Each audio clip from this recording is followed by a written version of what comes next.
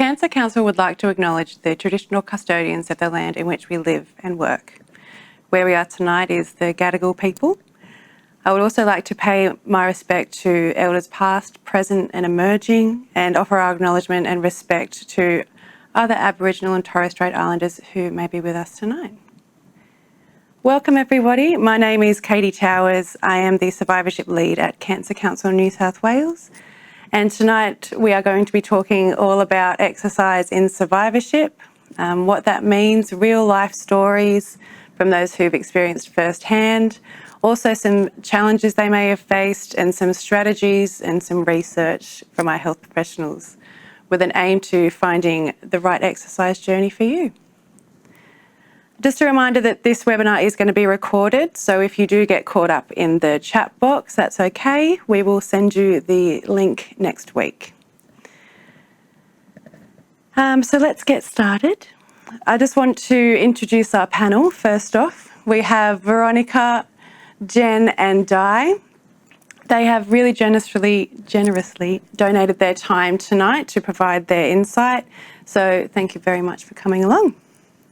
We do also have Barbara and Laura on the chat box, so feel free to say hi, send in some questions to them, and they'll be able to moderate that and send them through to me.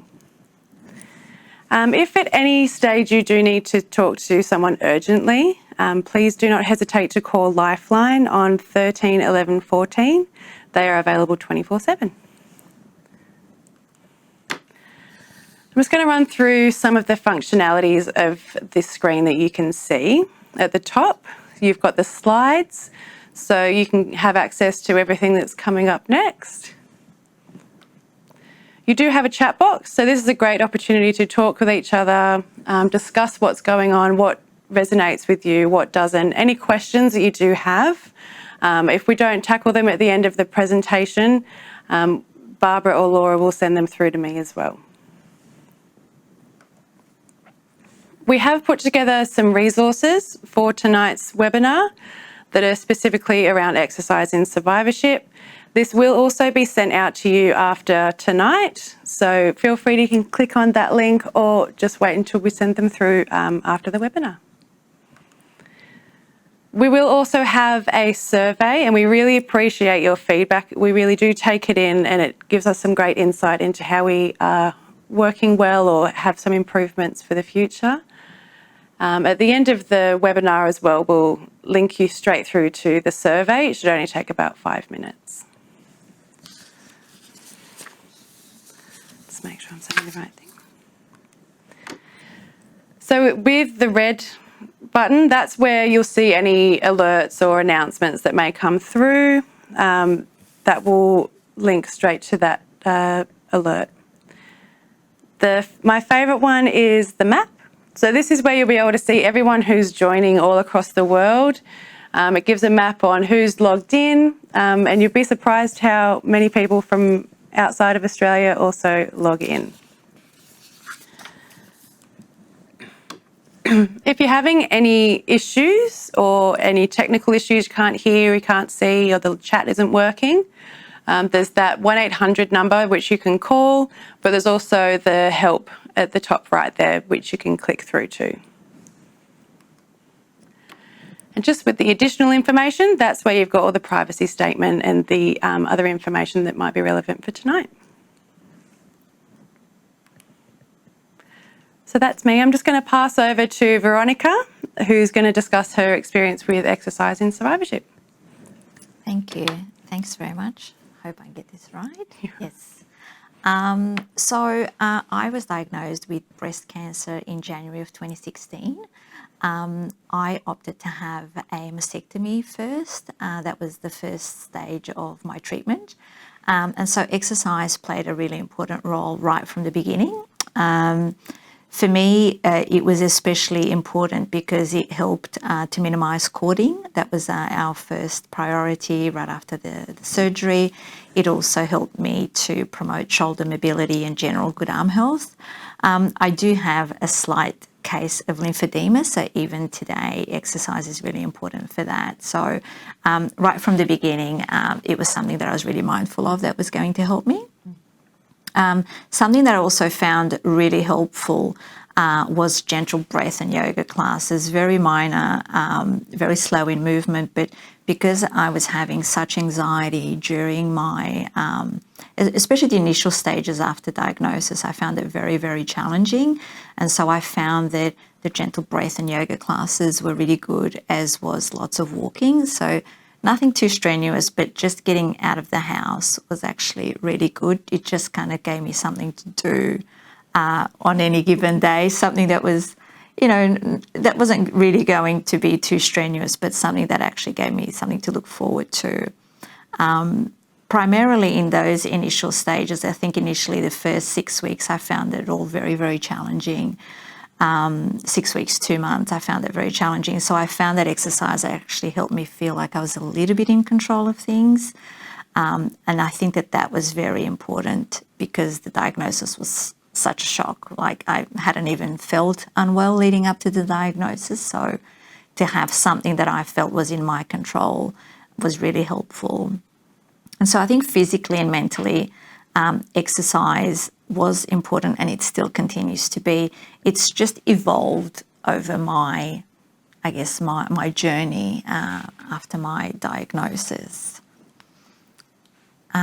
So exercise during treatment, I found chemo, although I had what my oncologist called a pretty textbook case of going through chemo, there was really nothing, which was very lucky. It was all very standard. I did find the first few days post each chemo cycle really rough. I really couldn't do very much at all. So exercise really, at that point, meant I would go out onto the balcony to catch a bit of morning sun. And that was all that I could really handle for that sort of first week after chemo. And then the subsequent week, so in that major chemo cycle, I would do a little bit of the gentle yoga and lots of walking. I was very lucky to live near a really nice park, which again meant that, especially mentally as well, it would give me something to do during the day. So, you'd wake up and you think, actually, you know what, I'm going to go out for a bit of a nice walk, or maybe 2 walks during the day, whatever it was that I felt that I could manage. I then stumbled upon Tai Chi. I found it online. And so I started by doing it at home. I would just go on YouTube and just do really very quick lessons, so like 5-10 minute lessons that I could find on YouTube. And I found that was a much more of a flow movement, and that actually really helped. And it might sound a little bit counterintuitive, but with nausea, having that type of movement actually helped, which initially I didn't think it would. So I then sort of progressed to doing a bit of Tai Chi in the park. I would just find a really nice tree and just be in the shade, and I would do these movements, which I think to passive people walking by must have looked pretty weird, a lady with no hair doing Tai Chi in the middle of the day in this park. But that in itself just allowed me to sort of progress things slowly and gently at my own pace. I would just explore what felt good. And I think that's really important. Everyone heals differently at different paces and things like that. There will be the odd curveball along the way, no doubt. I had a couple of things, I had a port put in, which I didn't think that I would need. I had, minor, I can't remember what the term for it is now, the doctor will know, but I would get fluid buildup in my wound, which had to be drained. So things like that can then spike your anxiety again. So having things that you can then go to again to help calm your mind is really important. And again, I found that yoga was really good for that as well. No fancy yoga. I'm not talking about like bendy, stretchy. I'm literally talking like really, really simple movements. So then once I finished chemo and radiation and Herceptin, I was on Herceptin for 12 months. Once I finished all of that, there was a period of time where I took my time to decide what I wanted to do post my mastectomy.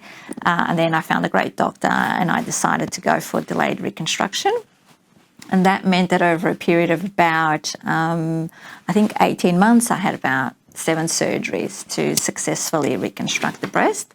And what I found was that I really wanted to get my fitness back as well. I didn't want to wait for everything to end to get my fitness back.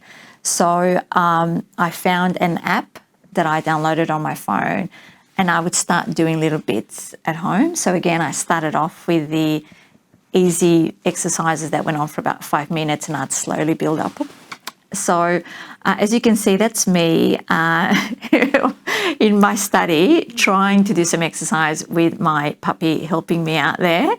But that was really, it kind of made it a bit fun as well, because everything had been so serious up to that point. So, but I did find that, again, taking things at my own pace and just exploring what was going to be helpful was really good. And also it meant that I could slowly feel my way and get my confidence back. I found that my confidence was really greatly impacted after my diagnosis. So getting that kind of movement back, trusting your body again, I found that exercise actually really helped me with that.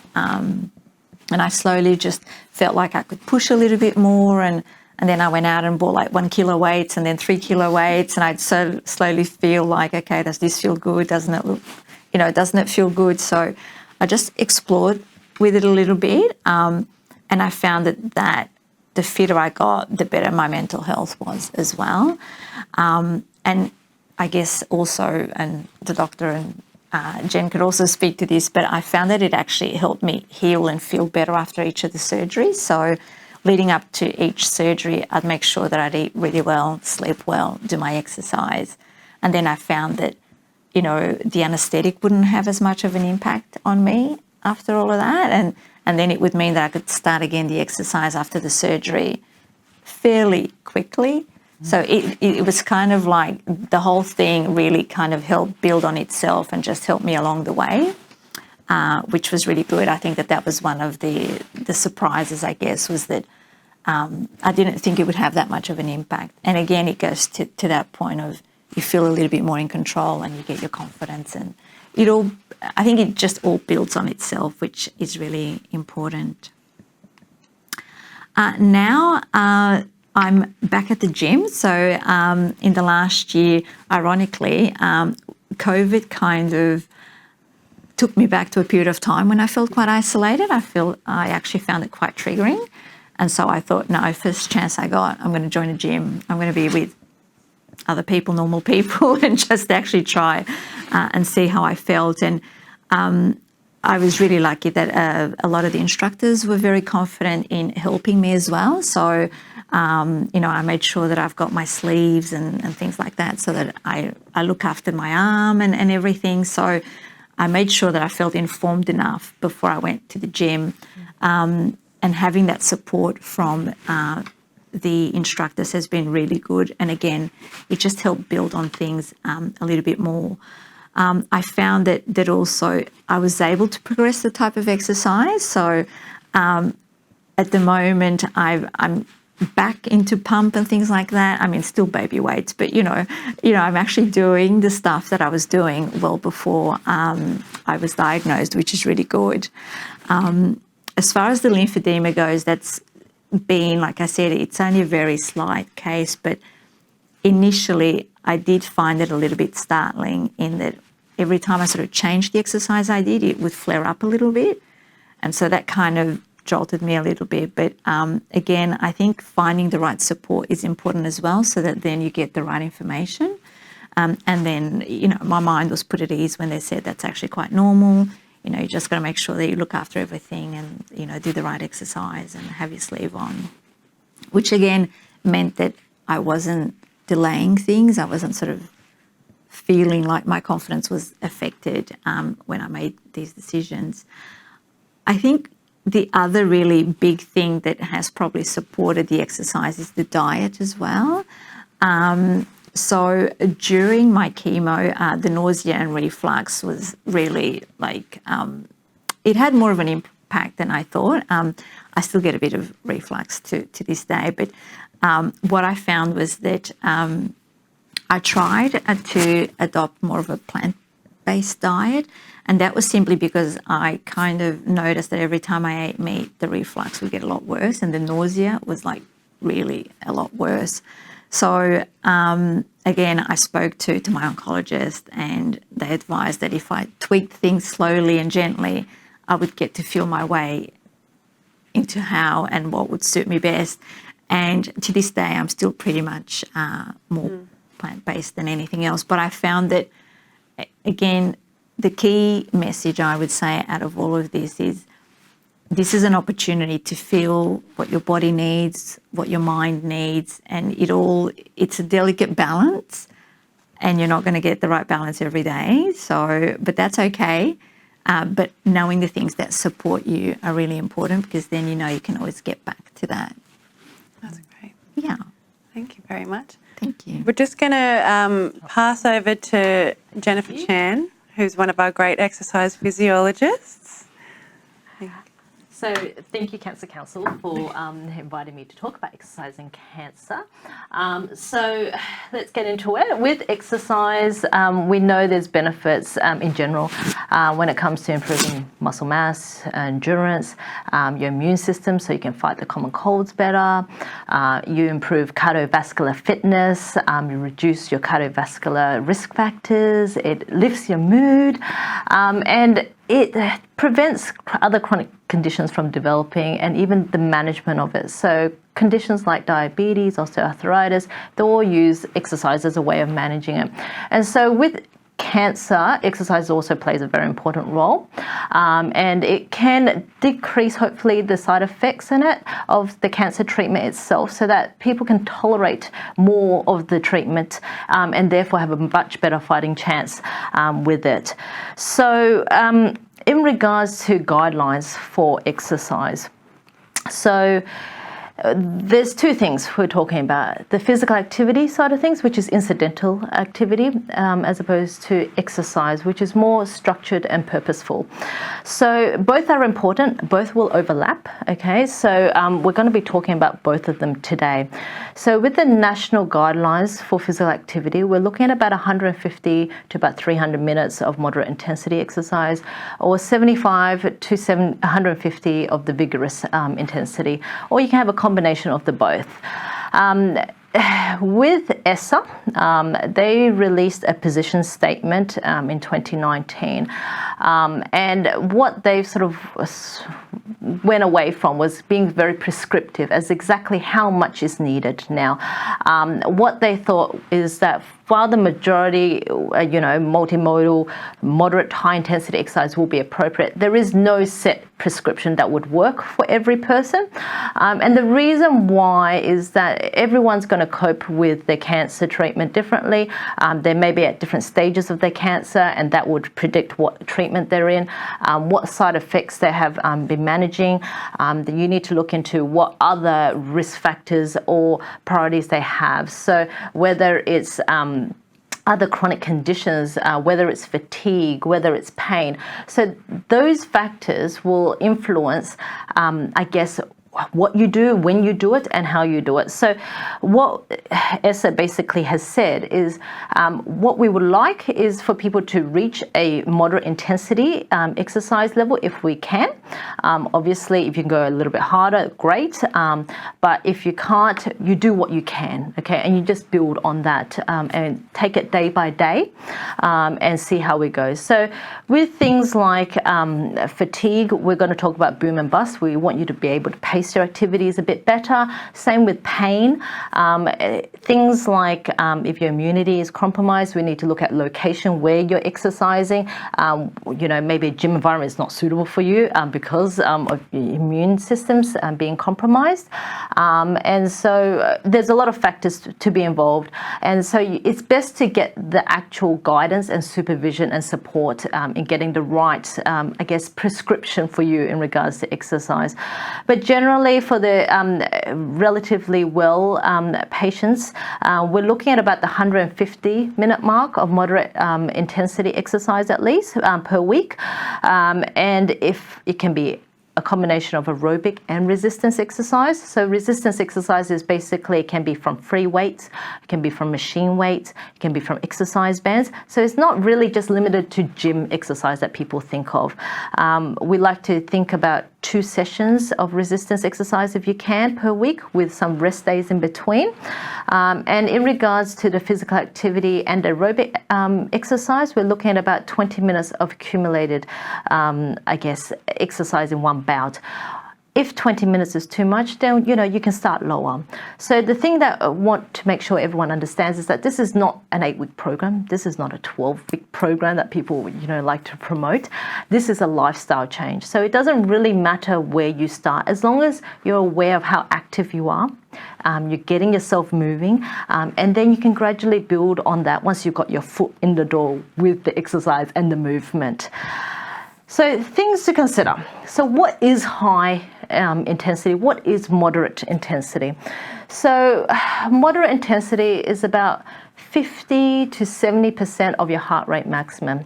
So a heart rate maximum can be measured about 220 minus your age. So for an average 20-year-old, it'll be 220 minus 20 will be the average, the maximum heart rate that they'll be exercising at. And so with moderate intensity, you're looking at about 50 to 70% of that. And that's your target heart rate zone. High intensity, we're looking about 70 to 85, maybe even 90% of your heart rate maximum. But it's not as daunting as it sounds. So I think the term moderate and high scares off a lot of people. But what we're trying to achieve is this, your own sort of scale of how to measure your intensity, which is the Borg scale, which is a perceived exertion scale. So on this scale, you can see 6 is no effort whatsoever. So it sort of aligns with your heart rate. So if someone's sitting at home drinking a cup of tea, it's just sort of at rest, your resting heart rate is about 60 beats per minute for the average person. So that's where the rating is at 6. And then 20 is for the maximum. So 220 minus 20, you get about 200. So that's why the scale's starting at 6 to 20. They've revised it so it's a little bit easier. So got, on a 10-point scale. But in regards to moderate intensity exercise, what we're really aiming for is the 13, so rating of about 13, somewhat hard, to about 15, okay, is about moderate. And then from 15 to about 17, 18 is about the high intensity, is what you should be rating yourself. Now, if that's also hard to sort of get your head around, the easiest way is a talk test, is the way I sort of see it. So if you can sing while you're doing an activity, you're probably not using much effort whatsoever. So you're on a lower scale side of the numbers. And then if you can just carry out a conversation, you're getting a bit hot and sweaty, you're probably working about the 13 beats, so 130 beats per minute, which is about the somewhat hard area. And then obviously if you're gasping for air, then you want to reevaluate whether that exercise is at the right intensity for you, whether you need to scale it back or whatnot. So that's an easier way to work out whether you're at the right intensity or not. And obviously your heart rate will be influenced by certain medications, so you need to be aware of that. But some people might like to check on their heart rate monitor, see if it aligns with the scale if you want to do that. So we're talking about pacing, and what we're trying to avoid is this boom-bust cycle. Okay, and this is commonly used in chronic pain management in regards to fatigue as well. But I like to bring it to attention because what we want to avoid is, I feel great today, so I'm going to go all out. And then you're basically bedridden or out of action for 3 days. And then, I feel better again. Okay, let's start doing a lot more. And then you overdo it again. And that association, when you keep going up and down, you're going to have a little bit more of a negative association with exercise. And I don't know about you, but I know if something is negative, I don't want to go back to it. And so what we're trying to do is pace yourself. So you're doing a little bit at a time and then gradually increasing if we can. So depending on your stage of cancer and the treatment you're going through, that may not even be feasible to gradually progress. But for the generally healthier population, and that you're relatively well with your cancer treatment, then the progression may be possible. The reason, going back to what Esther was saying before, why we need to keep on reevaluating is because it depends on what part of the treatment you're up to, what the side effects you're experiencing. You may only be able to do 5 minutes of activity or even 1 minute. That's fine on that day, but especially when you're going through treatment. But when you've passed the treatment or not in a active treatment stage, then maybe you can do a bit more to build up your strength and tolerance. So it needs to be reviewed on a day-to-day, week-to-week basis and see where the patient's priority lies.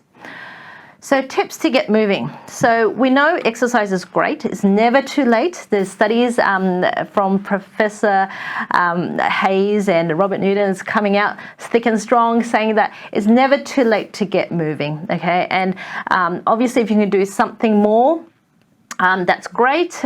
If you can't, anything little will help, and then you just build on it. It's never too late, even post-cancer diagnosis. There's a lot more evidence starting to come through saying you will have reducing your risk of chronic conditions, any sort of risk factors involved with cancer as well. So therefore, it's really important that you keep going and start moving. Especially when we live in a world of convenience where even now to open a window in a car, we don't do this action of winding the window to open it, we press a button. Tips to get moving. Music is wonderful. The pace of the music. If you have a faster pace, you move faster, simple as that. Slower pace, you go slower. But it's a wonderful way to distract yourself and, get into activity without realizing how much you've done. Being around family, getting a family, anywhere around children will be active, anywhere where dogs and pets, so usually you'll find yourself moving a lot more, especially with a dog who will say, go out for a walk. With bus stops these days, they put them so close together. If you get off a bus stop earlier, you've got a little bit more activity, and they're just simple things. Parking a little bit further away in a car park, so you walk a little bit more to get to the entrance. These days the car parks are so big you probably lose your car and you get a few more steps. Walking to your local shops instead of or even bike riding to your local shops instead of driving there. Getting lost in IKEA, you only move in one direction. You get a bit more activity. It's just really thinking outside the square. I know with the pandemic, obviously, shopping centres may not be the way to go. But if it's possible, if it's a rainy day, then yeah, that might be an option. Going for a bushwalk instead then, making sure you slip, slop, slap, making sure you're safe with someone as well. And trying a new activity, okay? So it might be an opportunity to learn new things, learn to dance, learn to swim, yoga, anything, line dancing. And when you're actually doing the new activity, not only are you involved with other people socially, it will also give you a bit of brain training, which is important as well, that coordination. We now have phones that aren't restricted to a cord and you're stuck in one place. There's no reason why you can't walk around while you're on the phone. Believe it or not, there's actual buttons on your TV where you can change the channel, so you don't need to actually get the remote. You might be able to do a bit more activity getting up to change the channels.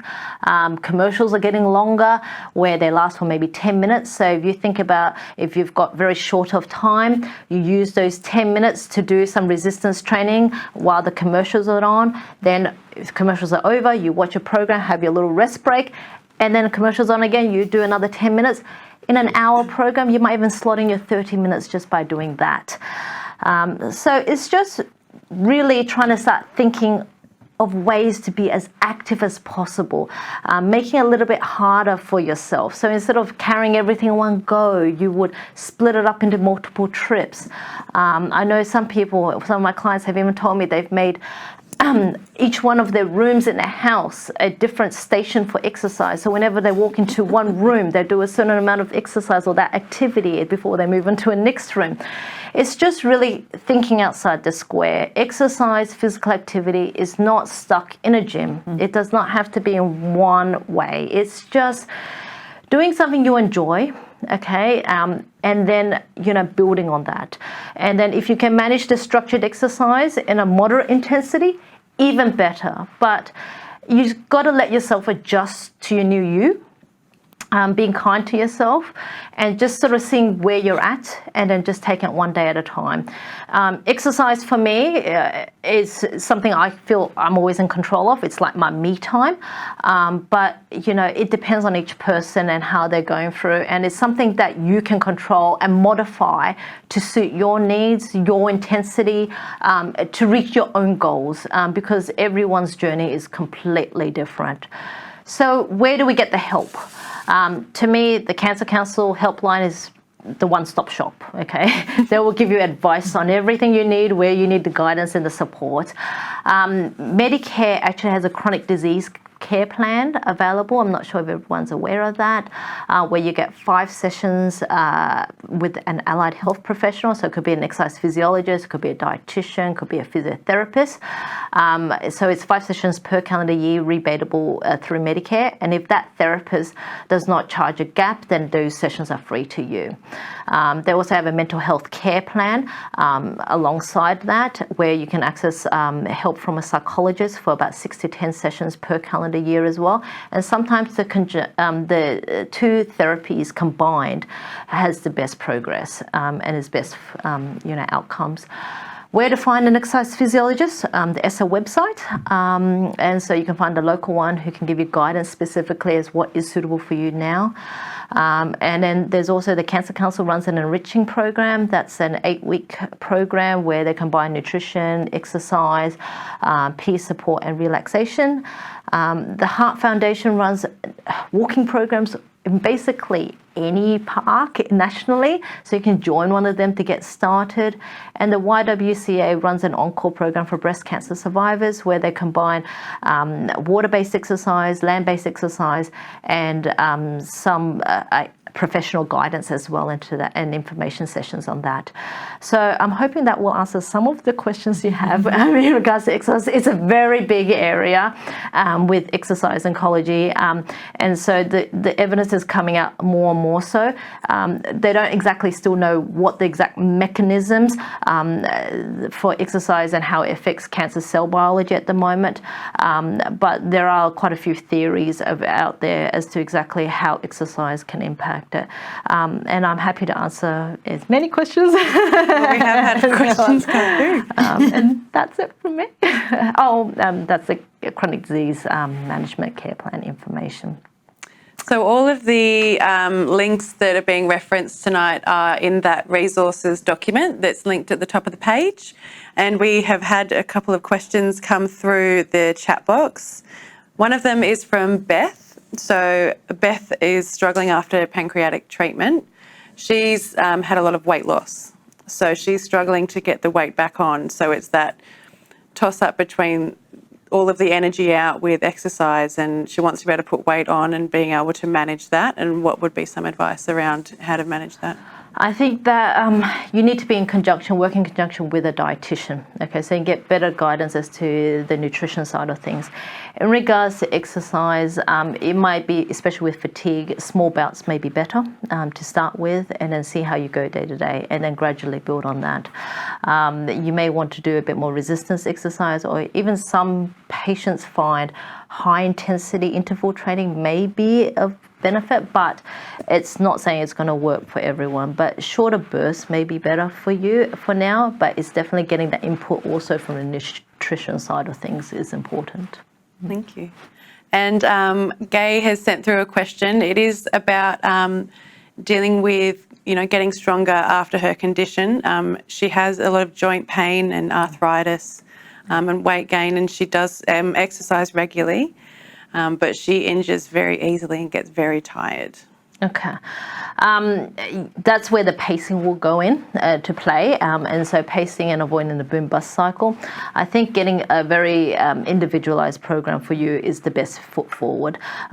Linking in with an exercise physiologist in your own area who specializes in cancer will be the best way. Exercise is going to be important in building muscle mass. We know that having much more muscle mass is going to be important and for your joint health as well. well as your cancer treatment, management of your cancer. So resistance training is going to be an important part of doing that as well. Looking at your diet as well in regards to the weight concerns, but to me, the biggest is looking at function first and foremost, making sure that you are functional, you are moving, and then slowly tweaking the rest of it as well. That's great. Thank you very much. That's right. We'll pass over to Di. Right. Thank you. Well, yeah, thank you for letting me join everybody. And I love coming to these because then I get to hear new stuff and just stuff described in a different way. So really what I'm trying to encourage everybody to think about is that exercise oncology should be a new standard of cancer care. So it's trying to get the mantra that you've got cardiac rehab, you've got pulmonary rehab in hospitals, and why not cancer rehab? Why is it that there is this sort of, that funding model is currently not there? So it's just trying to encourage everybody to start becoming advocates within your own areas where you live. Because I do believe that the missing link between cancer treatment and living a well life or living life well is via exercise. And so I've been an advocate in exercise for cancer care for over 10 years. And I'm part of a group, so I'm part of the Clinical Oncology Society of Australia, which has an exercise and cancer group. And that's a group with behavioural scientists, exercise physiologists, physios, 2 of us medical oncologists, and a GP who's really integral to your health. So that chronic care plan is really important that you are engaged with your GP, and that's why it's important that we had a GP and we've got a great GP on our group. So this slide's really busy, but effectively the most important thing is the challenge of how do we open and maintain a conversation between those with a diagnosis of cancer and their doctors on the role of exercise in cancer care. Because sometimes it's actually trying to open the conversation, and other times it's just trying to remind everybody to keep talking about it and keep doing it. So I often have patients, particularly let's say in the top corner, saying, well, look, is there anything else that I can do? So it goes back to what Veronica said, which is, that sort of empowerment of doing something for yourself, getting that focus back to your control. And it's a really positive energy. And so Jeanette Vardy, who's speaking, she's actually doing something to do with the thing about cancer, that little photograph. So Professor Jeanette Vardy, yes, absolutely. There is something we can do to help you in your recovery and perhaps even your survival. And so you've been quoting Jennifer Rob Newton, who's a professor in Western Australia, and also Sandy Hayes. So these are papers providing evidence-based medicine from experts. So Rob, Sandy, Prue Cormie, who helped produce the position statement, was fundamental producing our position statement on cancer care. Jeanette Vardy, who runs multiple clinical trials through the Concord Clinic. All these experts provide us with evidence-based medicine, and ultimately we get evidence to show that there's a benefit of exercise in cancer care. And then the great thing is we actually get cancer groups to support us. We get the media interested to help promote it, and we have consumer advocates. So it's a really great combination of working together. And one of the great things that Rob first started was he actually did an ABC Catalyst program literally about 10 years ago, and it's still really, really current. And the best thing is it's really good if you've got prostate cancer to have a look at that, because it talks about impact training. And I think, we are very grateful to the media for promoting such a positive message, and to the Cancer Council. So, well, I know we bag the media out quite a bit, but this is actually quite good sometimes. Okay. So this is the classic phrase, if exercise were a pill, we would all take it. But it's so true, because it does so many things to help us, and it is safe during and after treatment. But like Jen said, it is to do with potentially prescribed treatment if you're currently having cancer treatment, and round about the time of your treatment and thereafter, and then after that you can transition perhaps away from an exercise physiologist or a physio.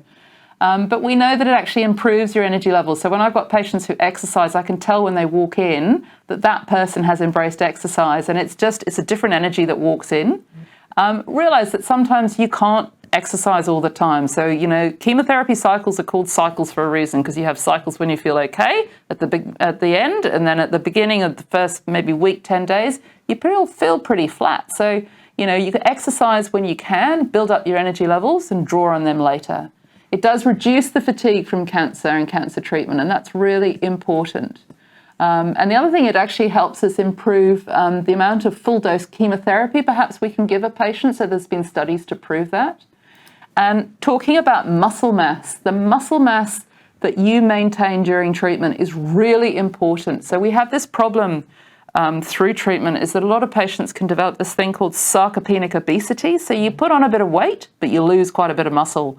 And that ratio is not the ratio we want. We want a good muscle-fat ratio, and that can be measured. So you can actually have scans of your back to actually see how much muscle you have in your back, and it can actually tell you in terms of how healthy you are with your muscle. And so it's really, really important to maintain a muscle mass. And muscles can also secrete these things called myokines. So lots of doctors talk about cytokines, which are inflammatory molecules, and myokines can actually help against treatment of cancer. The other thing exercise does is it can improve your cardiorespiratory endurance. And so if you exercise during your treatment, you will maintain your cardiovascular fitness, whereas perhaps if you don't, even though it's not too late, afterwards, sometimes that is lost. So we try to encourage people to exercise where possible during treatment. Yep. It definitely improves stress levels because there's nothing like, as you say, sort of doing something fun, you know, get the music on, chase the dog, chase the child, go exercise. And generally it does help provide a better milieu to feel about yourself, okay? And look, there's so many papers coming out and meta-analyses, which is sort of all this huge data projects of showing survival benefits. So not just surviving the cancer, but also surviving other outcomes. So the thing is, we worry now for some patients is not the surviving the cancer bit. We worry about someone actually having cardiovascular disease and that not being addressed. So it's really important to think about not just surviving a cancer, it's actually surviving other things that you are potentially facing. And so really it is to improve your overall quality of life. It is to counteract any neurotoxicity. So some of our drugs, these drugs called platins, some of them called oxaliplatin or cisplatin, they can cause problems with nerve endings, or taxanes, which are used in breast cancer, they can cause peripheral neuropathy. So some people might experience them as pain and numbness, but ultimately we worry about this risk is that you might lose balance fibers in your feet, and 6 years out, you might be slightly at increased risk of falls. So if you maintain your core strength, you're less likely to have a fall. So really important to get that functional capacity going. And it can help reduce risk of chemo brain or cancer brain chemo fog. So main message, it is safe during and after treatment, but you do need to have some advice. So I've got a picture of Arnie. Arnie's great, but don't use Arnie at the beginning, okay? So this is where we came in with the COSA position statement. So COSA is the Clinical Oncology Society of Australia. We got together, I think it was 2016 originally. It took a couple of years, and I was like, oh, why does it take so long? And then I realized why it took so long. And in 2018, a position statement on exercise in cancer care was brought out based on all the evidence to date. And it's now been revamped in 2020. And there's been a few changes, and it's partly to encourage all the cancer organisations to be able to endorse it, which pretty much it has. We've got 25 different cancer organisations, ranging from head and neck groups, McGrath Association, I think Prostate Cancer Foundation, and then all the clinical trials groups. So it's really important we've got the endorsement. We're still working on the RACGP, the GP College, to get the endorsement. But what it really is trying to do is encourage all health professionals. So that's your doctor, your surgeon, your nurse, your radiation doctor, your GP, to really sort of think about discussing the role of exercise. That's the opening. And then recommending following the guidelines where possible and referring someone to a health professional with experience in cancer care. So there's quite a few exercise physiologists now that have actually got a specific interest in cancer care, and they're the ones that you need to see where possible. So one size does not fit all, and I think that's really important if you can. So ESSA is the group for the exercise physiotherapists, and the It's just EPs. For the physiotherapists, and it is just really important where possible to get that funding from the Chronic Disease Management Care Plan. And the other thing is, it's also from our position statement, it's saying, look, we just don't want you to just hang out in bed, pull the doona over and get the phone out. We would like you to just push yourself a little bit of physical activity and just get back to as much of normal physical activity as you possibly can, and then work towards the things that Jen has spoken about. We realise it's not possible for everybody, but it's just trying to break a really, really important cycle that chemotherapy and or other treatments have made. So what I'm trying to get the message out to you all is that potentially exercise can be undertaken at any time.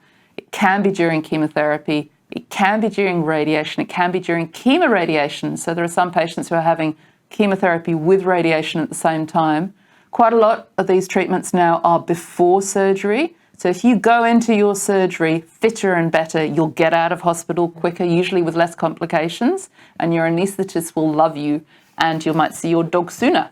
And the other thing is that, lots of our drugs, they reduce hormone levels. They reduce testosterone and they reduce estrogen. So if you think about exercise helping bone strength, helping muscle strength, so exercise can be done through those medications. And we have other drugs called targeted therapies and immune therapies. And all the treatments can be combined with exercise, but it's got to be done safely. And if you need that support and advice, you need to get your GP to refer you, where possible, to an accredited person.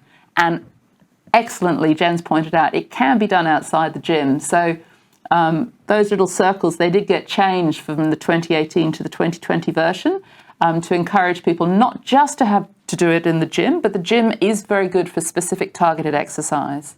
And also that some people with severe limitation, like the person that texted in about their pancreas cancer, they will need specific training, exercise, specific advice based on their need, okay? So we can't all exactly follow the exercise guidelines directly.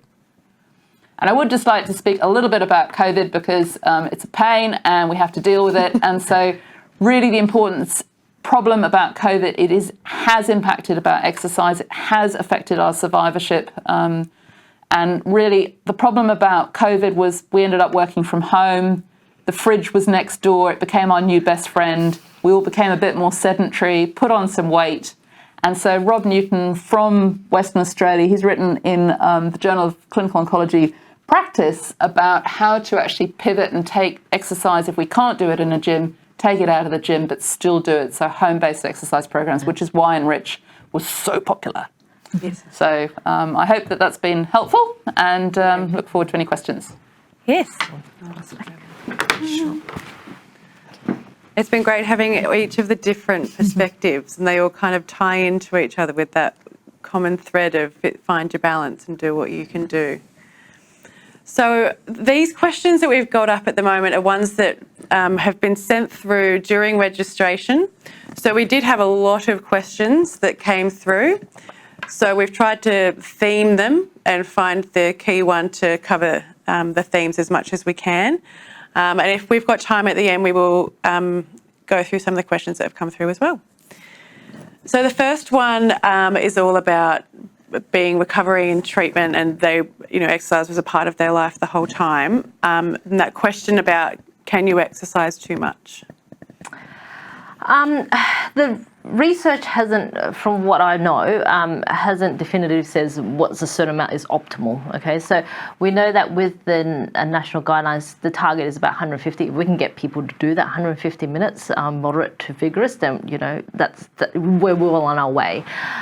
So obviously, the things that I would take in consideration would be fatigue and pain. So we, like I was saying before, you don't want that boom bust cycle. So I'd rather people do a steady pace and just getting the right advice. And if you can get closer to 150 minutes of physical activity per week, then yeah, we're well on our way. Yeah, that's the way I would say. I think it's great being able to get the exercise in there during and after treatment. Having it there during the treatment is an achievement in itself. Absolutely. The next question all about being a bike rider and would like to be able to continue to ride. Are there any resources that can help with this, or what do I need to do when planning a ride?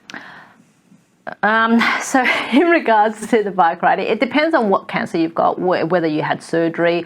I would also caution riding by yourself, whether it's a safe environment, because sometimes if you've got dizziness and so forth, it's better not to ride alone, or whether a stationary bike is better for some periods of through your journey, your cancer journey. I would definitely say that, you know, it's good that you're maintaining that exercise. It's just making sure you're safe at the same time.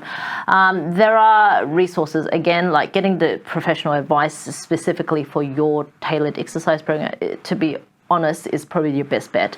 And then for there, you can consider, you know, what other factors you need to do to make the ride safe.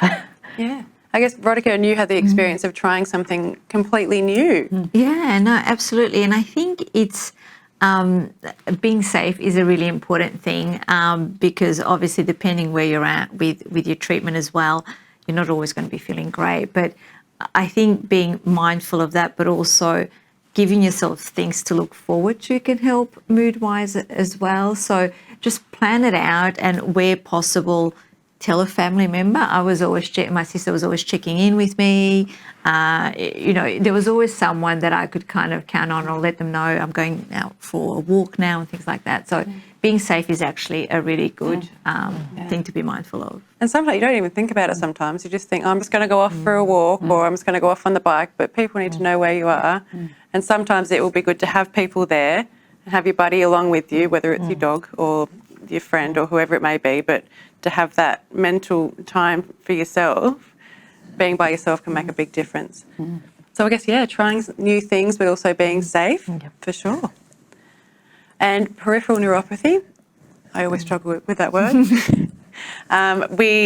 You mentioned about the core strength and how important that is in building up and managing the peripheral neuropathy. So the thing, when I see people in clinic, the thing that I check out is really, if somebody stands in front of me and I've got the bed behind and they're standing in front of me, so I've got them, I actually get them to shut their eyes to see how their balance is. And so occasionally some people's, and hopefully not before we've discussed about stopping or reducing the dose, that sometimes people's balance is affected, and they can't actually correct if they've shut their eyes, because they've lost where they are on the planet. And basically, if you give them a little nudge, they're a bit wobbly. And so the worry is that obviously if that's you and you go out in the dark, or if you're washing your face, so it's actually really, really important to try to do exercises for your core. So ask your exercise physiologist or your physiotherapist for those exercises. There was a study that I read recently, and there's some research coming out in regards to chemotherapy-induced peripheral neuropathy, where they found that reaction times and falls risk and so forth were sort of, the reaction times were delayed to someone equivalent to 10 years older than them, or even mild to moderate Parkinson's. So it's the research starting to come out that it does affect your risk for falls. There is no specific guideline in regards to this, but the idea is for you to improve your general lower limb strength, your overall general health, and obviously balance exercises are really important, and proprioception exercises. We've got another one for you, Jennifer. So in regards to the question about the biopsychosocial trends, I find from my experience, people who exercise, like I was saying as well, they feel a lot happier, and they're a bit more in control. They're more open to trying new things, accepting it a little bit better. Exercise is one of those things that, you can have control over. So it's up to you how much you do. And like I was saying, you change it, you tweak a little bit of it, and you will make it a different intensity. You can make it so much harder just by doing one little thing, changing one little variable. So it has a trickle effect. So not only does it lift your mood, but it will carry forward in how you deal with your treatment, the side effects, how, your relationships with family, everything. It will just sense of ripple effect. So that's my experience that I've seen from patients who've adopted exercise. Gets everybody exercising. Yeah. Well, our cancer centre, our receptionist, It's like, right, and then everybody's off exercising. So it's very contagious. Yeah, and it's a good thing. So the last one just here, I think that was probably one of the most common questions that came through, because fatigue, as we know, is very, very common in survivorship, and something that people are dealing with and fighting through, and how to do that, because we've learned about how it can improve the fatigue and improve, but it's getting there. It's accomplishing the exercise. So what would be some of the things to get through it, and should you rest, and when should you rest, I guess, is the next question. I don't like the word rest. I usually change it to relative rest. So not resting still and flat. It's what you can manage, just a little bit, just changing it up a little bit. Again, it's that pacing sort of mentality. Doing what you can when you can, a little bit at a time. Obviously, don't overdo it in one go, because you don't want to be out of action for a long period of time for the next 3 days. It's just being mindful with that. It's just being in your head, working out exactly, is this extreme fatigue, is this normal, or is this something that is just my new norm, I guess, and then working from there, just being mindful of that. Because if you are completely tired and you completely do nothing, then your body will get very good at that, and then will continue resting, and you do a lot less, and it just keeps going. So exercise does help with fatigue. It's the motivation to get moving. So maybe starting off slow would work for you, or a short burst, again, of activity. So it's finding what works for you. I'm going to do relative rest from now on. I don't like just plain rest. It's relative. And the other thing is just make sure that, that you're not anemic, you're not iron deficient, there's not another cause, your thyroid's working okay. So just making sure your cortisol's not low because you're on immune therapy. So it is important just to check in with your oncologist, make sure that there's not actually another reason apart from the obvious, which is you've had some treatment. So just being aware, just to make sure that something that could be corrected, but yeah, I'm having a bit of relative rest every now and then. I would also say that, are you physically fatigued or are you emotionally fatigued? Because sometimes, it's a big burden you're carrying, and sometimes actually getting out there, whether it be a little walk with someone or go to a coffee shop, do something a little bit more normal, so to speak, if you can handle it. I personally found going to really loud places quite difficult when I was on chemo, but if you choose the right place, you might find that actually it's not the physical fatigue, but just emotionally it's a lot. So I think, it's an opportunity to feel what you need. And I think, like you were saying, Jen, that, you tweak, you find what works for you, and you keep tweaking as you go. I love that. That's very nice. Thank you. So for the questions in the chat box, these are some of the support and information that I'd recommend to go to. For any questions that may have stemmed from tonight, you might finish the webinar and think overnight of different questions. So there's that 13 11 20, which is the backbone of Cancer Council New South Wales. They are so skilled and knowledgeable when it comes to everything cancer. They're Monday to Friday, 9 till 5. There's our online community, which is where we flourished as a survivorship community during COVID. It was just being able to touch base with everyone in our survivorship community was fantastic. We've got a blog there called Living With and Beyond Cancer, which you can go to and just put in a blog, a forum, answer some questions that come through. It'd be great to see you there. And again, there's that lifeline, 13 11 14. So that's if anything comes up that might need some crisis support, they're 24 hours.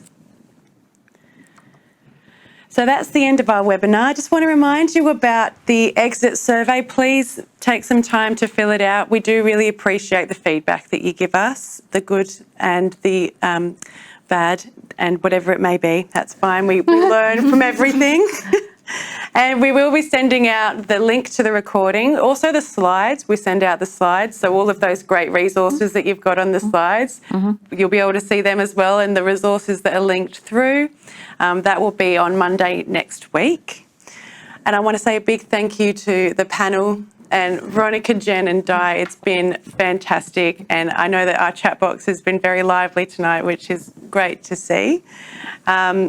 I'd also like to thank Barbara and Laura on our chat box and moderating for me, and that's been really great. I'm sure that everyone appreciates it. And I would like to thank Dry July. Dry July has helped fund our webinar tonight, and we really appreciate that because we're able to get out and reach our survivorship community and talk about all things exercise and cancer. Yeah. And thank you very much, guys.